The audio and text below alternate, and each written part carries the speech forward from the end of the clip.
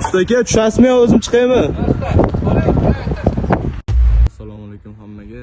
Alkafonchi akalar mana ishni yorib olishyapti ekan. Hozir o'zlaridan bitta intervyu olib ko'ramiz. Necha yillik staji bor ekan. Usta aka, yaxshimisiz? Shu ikkita uchta savollar bor-da, savol-javob qilsak bo'ladimi siz bilan?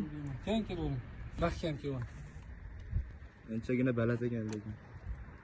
Instagram'lang bormi? Blog urg'izasizmi? Ha, Instagram bor-da. Katta ustoz ochdik yaqinda, lekin shu paytgacha qiziqmasdik. Necha yildan beri ishlaysiz o'zi bu sohada? Staj 16-17 yil bo'lgan. Nechta shogirdingiz bor?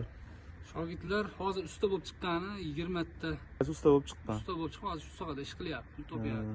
Lekin shu sohada usta bo'lmasdan chiqib ketganlar ham bor, 100 taga yaqin. Kelib, ozgina yurib, baland ekan yoki nimadir yoqmasdan qiynalib chiqib ketgan. Shu 100 ta chiqib ketganlarning ko'pi boshqa ishga o'tib, unisini qiyin ekan, bunisiga o'tib, bunisi qiyin ekan deb aylanib, hali ham shu pasoniylik yurtdi, yaqinda bitta chiqib ketgan, qaytib keldi. O'sha zo'r pasoniy bo'lib turibdi-da hozir ham. Usta bo'lgan, u bilan barobar kelgan bolalar hozir ish qilib, pulli qilib yuribdi. Aka, bu ko'p ustalarda aybi chiqib qolyapti. Sizlar ishlanga javob berasizlarmi? Ishimizga mana 16-17 yil bo'ldi deyapman. Hali biror marta meni ishingizda mana bu joy tushib ketibdi yoki nimadir bo'ldi deb chaqirmagan umuman.